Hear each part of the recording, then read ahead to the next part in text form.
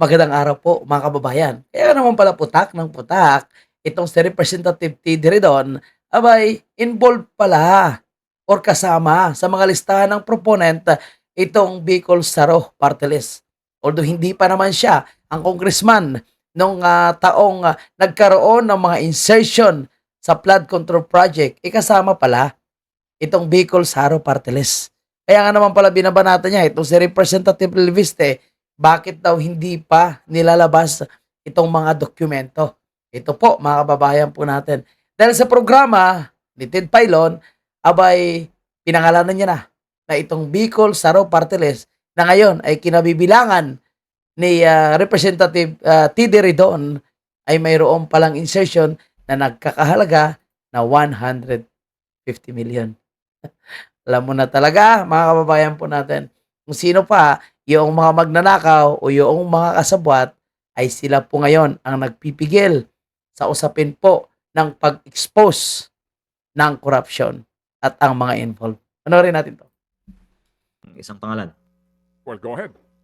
Maliban sa yung nabanggit ko last time on your show about Congressman Edwin Garjola na may over 20 billion projects dito, over the weekend kasi may isa akong kasamahan sa Kongreso na nagsabi, bakit hindi lang ni Leandro sa publiko ang listahan? Ang sagot dyan na banggit ko na kanina, pero yung isa is, ayoko naman na magalit sa akin yung buong Kongreso. Pero dahil siya ay nanawagan na isa publiko ko, pwede kong banggitin ang insertions niya. Ito po ay si Bicol Saro Party List Representative Terry Redon. Si Bicol Saro Party List po ay may 150 million pesos road project insertion sa Pamplona at Pasacao, Camarines Sur. Di ba? So yung kanyang party list pala mismo, mga kababayan po natin, ay mayroong insertion. Kaya ganito na lang pala sila. Ganito na lang pala nila pinoprotektahan ang kanilang sarili at binabanatan ngayon itong batang congressman na si Leviste. That one little example, kasi nanawagan naman si Kong Redon na ilabas ang listahan, pwede niyang i-check kung tunay ba na ang Bicol Saro Party List ay nag-submit ng 150 million pesos road project sa Camsur, at pwede nating tingnan kung may kaugnayan ang Bicol Saro Party List sa Bicol Gold Rock na contractor. Okay, but I'd like to remind the good gentleman from Batangas that Mr. Ridon assumed, run for Bicol Saro Party List only this 2025 elections as the first nominee, Yes. ha? Ito pong sinasabi niyong budget na 2025, ang presumption po dito, binuo ito noong 2024 pa po, no? Ibig sabihin, noong 19th Congress. So, most likely, that time, iba pa po ang kinatawan ng Bicol Saro, just to put it in the right perspective po, Congressman. Yes, sir. At yung mga insertions naman ng party list ay hindi ng congressman necessarily, pero ng party list. Kaya Okay. po, I agree with you, binibigyan ko ng perspective. Ito ang insertion ng party list. At Opo. para sa kaalaman ng inyong listeners, bawat party list sa Kongreso ay may 150 million pesos a year Opo. alokasyon sa DPWH budget. At Okay. sinasabi ko lang na ayon sa records, dito sa road projects ng Camsur, ang 2025 insertion ng Bicol Saro Party List na parehong na-award sa isang contractor. At yan ang example ng buong listahan na pwede natin ma-connect the dots ng mga proponents sa mga contractors. Yes. Kaya nga naman pala, galit na galit po ito sa mga Duterte. Kasi tandaan natin mga kababayan, ang galit po sa mga Duterte, kung hindi adik ay magnanakaw. So itong party list na kinabibilangan pala nitong si Representative T. Diridon, mukhang involved din sa corruption at pagnanakaw. Kaya nga naman talaga, napakalaki po ang nangyaring corruption sa ating bansa. Kumbaga, yung mga mainit na iniimbestigahan ngayon, ito pa lang yung malalaki masyado yung kanilang involvement at malaki masyado yung pera na napupunta sa kanila. Pero kung himay-himayin pa, napakarami pa pala. Tingnan mo, hindi natin alam kung hindi po nagsalita itong si Representative Labiste na itong si Ridon pala at ang kanyang party list ay mayroon din pala insertion. At kasama sa listahan na sinasabi po na nakuha niya umano sa namatay na nga na si Asik Cabral. Yon po yung mga maiingay at pilit pa rin na pinoprotektahan itong si Martin Valdez at si Bongbong Marcos. Mga kabayan, hindi tayo titigil at nagpapasalamat po tayo dito kay Representative Leveste sa kanyang pagiging matapang at pagbulgar nitong mga taong involved sa corruption. Tuloy mo lang yan, sir. Okay, mga kababayan natin, puntahan naman po natin itong bagong expose ni Atty. Topacio at ang hamon niya kay Bongbong Marcos na sinasabi po ni Bongbong Marcos na kaya niya daw po ipakulong ang mga malalaking isda. Abay, sino ang mga malalaking isda at mastermind na nakulong? Eh, magbabagong taon na po, mga kababayan po natin. Bakit hindi niya pa rin napangalanan? Eh, bakit puro sap-sap dilis pa rin ang nakukulong? Yun po ay puntahan natin itong video ni Atty. Topacio, mga kababayan. Vince Seasons, sapagkat alam naman natin, alter ego siya ng presidente, kunyari pa, binawasan niya, bago nag-sorry, insufficient data daw, kinastify pa niya yung increase. Kaya daw ganyan lang maliit, kasi mali daw yung finid niya sa presidente, doon sa left. Can you imagine, for someone to admit that he should have been fired on the spot? But Ayan ha, mga kababayan po natin, unang binabanatan po dito ni Atty. Topacio, itong si Vince Dizon, na inamin na mali-mali yung report na kanyang isinumite doon sa bicameral report o sa bicameral committee, hindi agad nabigyan ng approval itong pilit nilang insertion. At syempre, ito po ay binabackupan ng palasyo, itong insertion nga po sa sinasabing farm to market road. Pero hindi naman sila na zero, dahil nakakuha naman sila ng 20 billion.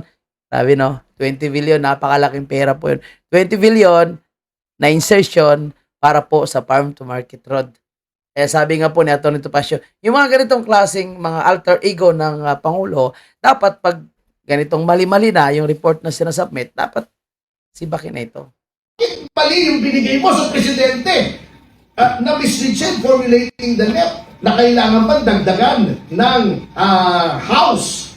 Can you imagine ang pinaglulong tayo? So yan po sinasabi ko. Now I would like to respectfully ask the President, Sir, kung hindi ikaw ang mastermind, sino? Hindi wala nang iba kundi siya. Diba? Ba't hindi mo masabi? Hanggang ngayon, September pa yung ICI mo, hindi mo pa rin masabi. Di ba? Kung ikaw ang nagpa-imbestiga, ano nangyari sa investigasyon? Bakit hindi mo pa rin masabi hanggang ngayon kung sino ang mastermind? At sa nakikita mo na yung National Expenditure Program mo ay nilakihan na naman, just like before, nung sinabi mong mahiya naman kayo, bakit ayaw mong sabihin sa present na House, mahiya ulit kayo? Ano yung sabihin, mahiya naman kayo ulit dito sa 28th Congress? Kasi nga po, kailangan nilang pundo ngayon. Kailangan nila ang napakalaking pera, insertion, para may source of corruption po sila laban po sa mga political opponent nila. Kasi ito naman ang ginagamit nila panunuhol eh. I mean, what gives? Salita lang ba, Mr. President? Are you not going to tell the Filipino people kung sinong dapat mahiya? Sino man dapat mahiya talaga rito? Kung hindi kayo, sinong dapat mahiya? Yung pinsan mo ba? Yung anak mo ba? Sinong dapat mahiya, Mr. President? Why are you so silent? Bakit puro lip service?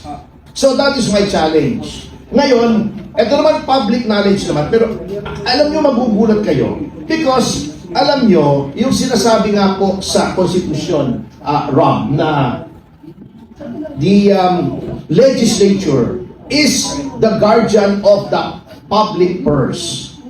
Alam nyo, dapat po ang ginagawa ng ating legislatura ay magtipid. Kung merong wish list ang presidente under the National Expenditure Program, siguro dagdagan mo ng konti, bawasan mo ng konti, but for you to double or treble yung hinihingi ng presidente, there's something wrong. Bakit sa halip na pangalagaan mo yung pondo, tipirin mo, nilalakihan mo ba? No. Walang iniwan niya sa anak mo eh. Humihingi ng allowance, Dad, may party ako sa Sabado, pahingi naman 1,000. Wag, 800 lang. Ito, baliktad eh. Paano matututo ng fiscal responsibility? Dahil pahingi ng 1,000, gawin natin 3,000. Saan mo lalagay yung 2,000? Yun ang nagtataka ako. Kita nyo, eto Eto na naman eh, walang pagbabago mga kasama. Tignan ninyo Oo naman yan, mga kabayan natin, na wala talagang pagbabago hanggat si Bongbong Marcos pa rin iba paano magkaroon ng pagbabago, sila nga ngayon eh, 'di ba? Yung mga masterminds na nangyayari pag nanakaw sa kaban ng bayan. So, paano sila magbabago? Eh, yan na po yung ugali nila. Attorney Topacio, eh wala talagang pagbabago. Kaya kung siguro tanggalan nila ng budget itong flood control, maghanap po sila ng another insertion, another dagdagan nila ng budget para mayroon silang source of corruption. Kaya sinasabi ko yung speaker, same, different dog, same collar. Eto, umpisahan natin. Yung iba eh, Grabe naman to si Topacio, no? Same dog, different colors. halimbawa si Roman Antonio, ang insertion siya, hundreds of millions. Okay? Kunin na lang natin yung first five para hindi kayo maboard. Ang number 5 sa dami ng insertions ay si Nabota City Lone District Representative Toby Tiangco. Ako po, number 1 talaga si Toby Tiangco. Pinakamalaki palang insertion. Imagine mo, di ba? Dati binabanat-banata niya, napakalaki insertion. O ito, napakalaki insertion. Yun pala, ano? Kaya pala nananahimik ngayon. Siya naman pala yung napakalaking may insertion. So gusto niya lang banatan si Martin, gusto niya lang banatan itong si Saltico, dahil mukhang siya pala ang gusto magkaroon ng malaking insertion na yupak na yan. Ang hiniling lamang sa NEP para sa NCR niya, yung kanyang distrito, ay 362,000, 2 million. Ang in-insert niya ay 754,000. Wow. Doble. 754 million. Million, 754 million. For a total of 1.116 billion pesos. Mas malaki pa yung insertion kesa sa nakalagay sa NEP. Pagdating naman sa Eastern Samar, Christopher Gonzales, 2.7 ang million. 2.7 billion ang hiningi sa NEP. Nag-insert siya ng almost 900 million for a total of 3.6 billion. Eto na. Eto, the Swansing Sisters. Yung paborito, yung crush ni Congressman Oh, Jimmy yung Diaz. pinakamagandang congresswoman sa House. Hindi, magkapatid ito. Iba pa yung si Micaela. Yung Bella, medyo Bella. medyo improved version. Hindi ko kilala kasi. Ah, Oo. hindi masyadong vampiric yung mukha. Kita niyo, Impro version, parehong magnanakaw po siya. 2.3 ang hiningi sa NEP, in-insert is 1.5 for a total of 3.8. Almost 3.9 kung rounded off. Yung kapatid niya na chairman ngayon, ano? Chairman ng APRO, yeah. Oo. 1.7 ang in-insert sa 1.6 for a total of 3.4 billion. Hindi yung billion ng insertions. Yung Grabe nung lalaki ng insertion nila, billion-billion, no? magkapatid, ang total insertions ay 3.2 billion yung magkapatid. And yung ating speaker na akala natin mag-improve from Alam mo, matino. Mr. Romualdez ay ang hiningi lang sa DPWH na sa NEP ay 1.1 billion. Ang in-insert na ay 2.6, halos triple. Tinriple niya for a total of 3.783 billion pesos. Yan ba ang reform budget? Yan ba ang nahiya? So, nasaan na po yung reform budget? Nasaan na po yung mahiya naman kayo? So, lalo pa pong namamayagpag. At walang pagbabago po sa mga insertion. Nag-iba lang ang liderato ng House of Representatives. Nag-iba lang ang chairman ng Committee on Appropriation. Pero sila pa rin. Yung mga magnanakaw ngayon na nakaupo sa pwesto. Kaya talagang walang pagbabago. Wala pong bagoong Pilipinas. Kundi mayroon tayong mga magnanakaw na nakaupo ngayon sa gobyerno ni Bongbong Marcos. At salamat po dito sa expose po ni Atty. Topacio at napakatapang niyo po na pahayag. So sana po manindigan tayo mga kababayan po natin at palagi tayong magsalita. Questionin natin ang ginagawa po nilang insertion na ito at titingnan po natin kung pipirmahan po ba ito ni Bongbong Marcos at ito po ay magiging budget para sa 2026. Ang sinasabi na naman ni Claire Castro dahil ilang araw na lang bago matapos ang taon, hindi na daw po matutulog itong si Bongbong Marcos at tatrabahuin daw po itong budget. Nako. Sabagay, marami naman po siya pampahaba ng oras. Okay. Mga kababayan po natin, lipat po tayo dito sa issue naman po ng mga dilawan. Ako, itong mga dilawan talaga, mga kababayan po natin, hindi talaga sila tumitigil hanggat hindi nila mapabagsak. Itong si Vice President Sara, hindi talaga sila titigil hanggat hindi nila nabura ang mga Duterte sa politika. Dahil ngayon, ay in-encourage po ni Llamas, ni Risa Tanas, ang lahat po ng mga anti-Duterte na magkaisa. So gusto niya bumuo na po ng Unit Team 2.0 itong mga anti-Duterte para daw po talagang makasigurado sila na matalo nila pagdating ng 2028 national and presidential election itong ating vice presidente. Pero ang tanong, iisa lang ba yung ambisyosa or ambisyoso na maging kalaban ni Vice President Sara at nangangarap na maging presidente? Ipalagay ko hindi siguro. No? Kasi kung si Risa Ontiveros nag-aambisyon, baka meron naman dyan John Vic Rimulya o Gibo Chodoro na nag-aambisyon na maging presidente at meron ding Lini Robredo na nag-aambisyon na maging presidente. Kaya mukhang malabo po sinasabi nila na magkaisa sila laban po kay Vice President Sara. Anyway, panoorin natin itong parang inuman session ni Llamas ni Risa Tanas. Pero even si Vico Soto, mas Diba? ano na siya sa Si Vico national Soto, issue. hindi naman yan member ng kahit anong political party. Oo, pero so may mga question. bago ka sumusulpot. Si Benji Magalong or si General Torre, hindi yan mga member. Yan yung mga nagbago nag-emerge. Perhaps much more. Paano hindi naging member yan si Vico Soto, itong sila Magalong? Kasama po yan sa mga linyada ng mga dilawan. Siguro nagkukunwari lang na hindi sila nasa partido. Sila Shilo Magno, di ba? Sila Mendoza. Lahat yan sila, isa lang po yung kanilang ginagawa Anti-Duterte and makadilawan yung mga yan. Since birth. More. Di ba? Si Ronald Llamas. Luma na yun. Lausas na yun.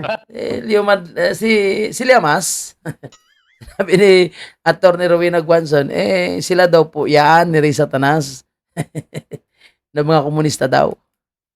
Kaya ako nagsabi niyan, kundi si Atty. Rowena Guanzon. Tuloy tayo. Lausas na yun, no? Tsaka Tao yung mga...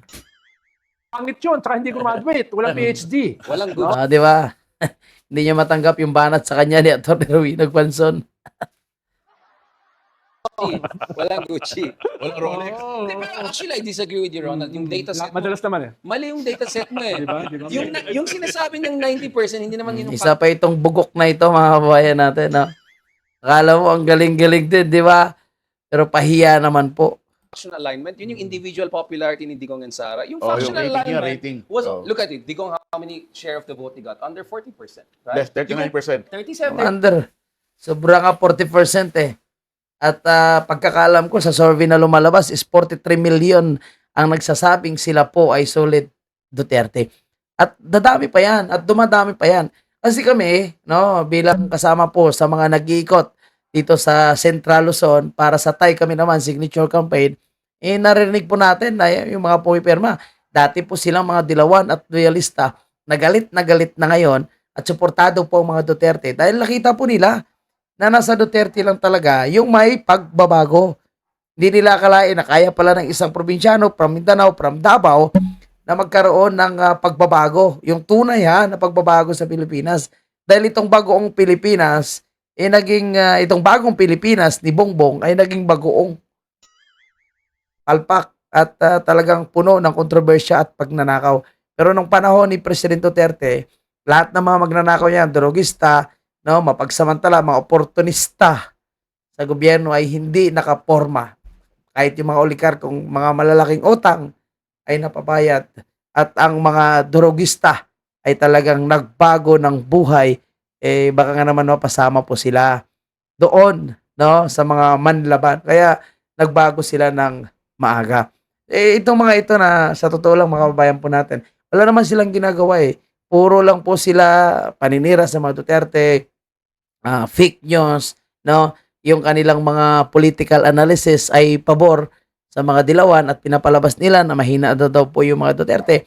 Ito si Llamas, di ba? Ilang beses sinabi ni Llamas na kaya daw po mag-iikot si Congressman Pulong Duterte dahil mahina na daw po ang mga Duterte sa mga OFW.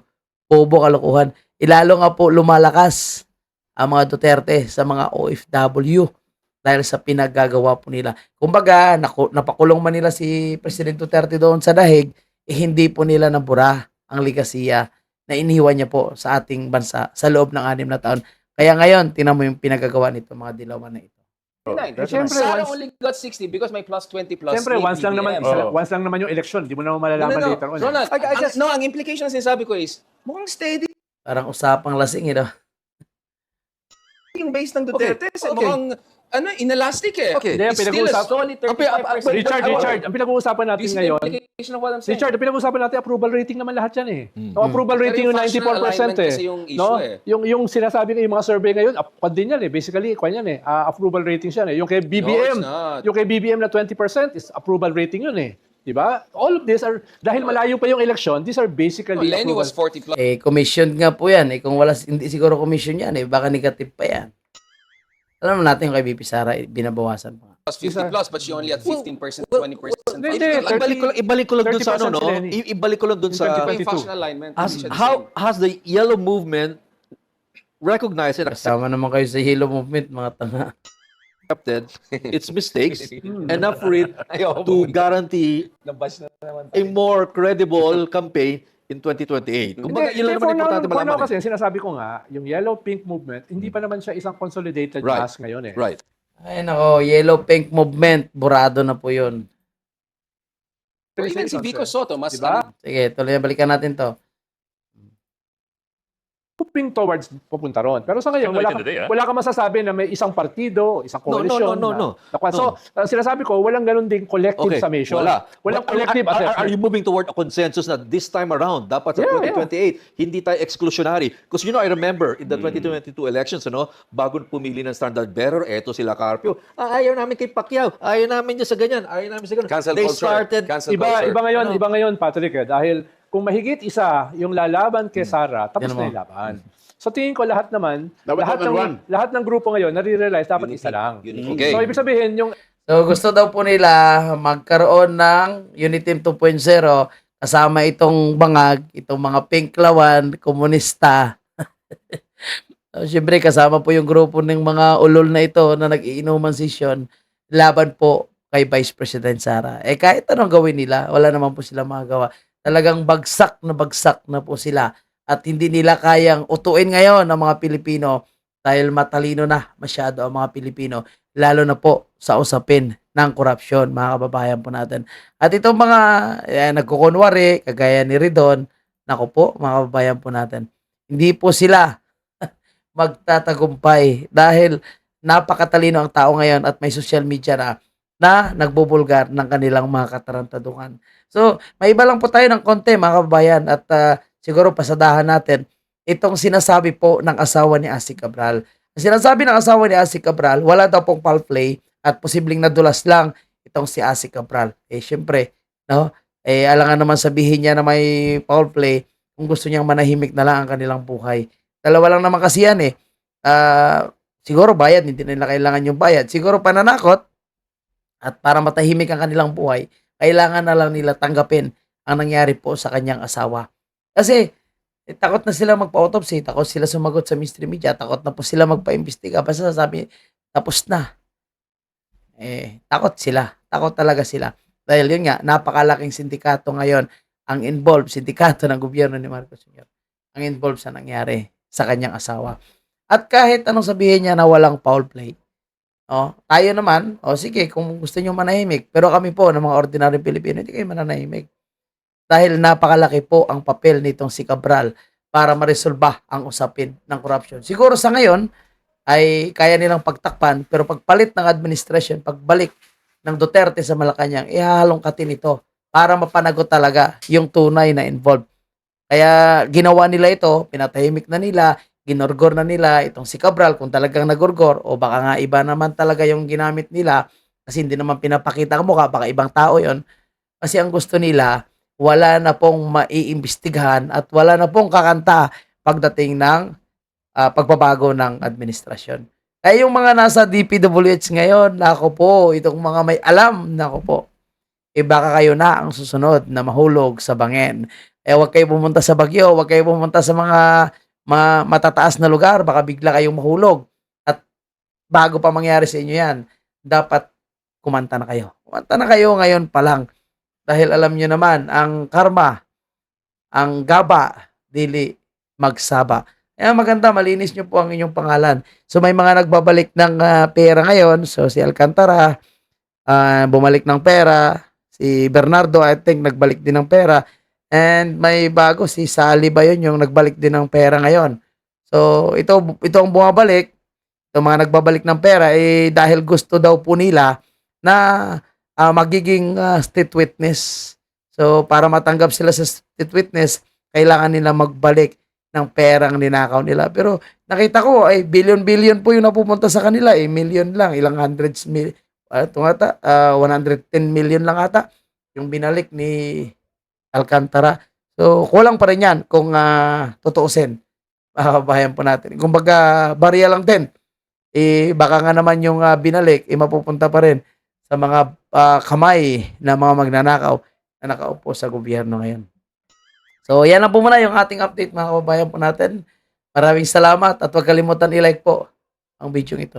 Buhay po kayo, buhay mo sa Pilipinas.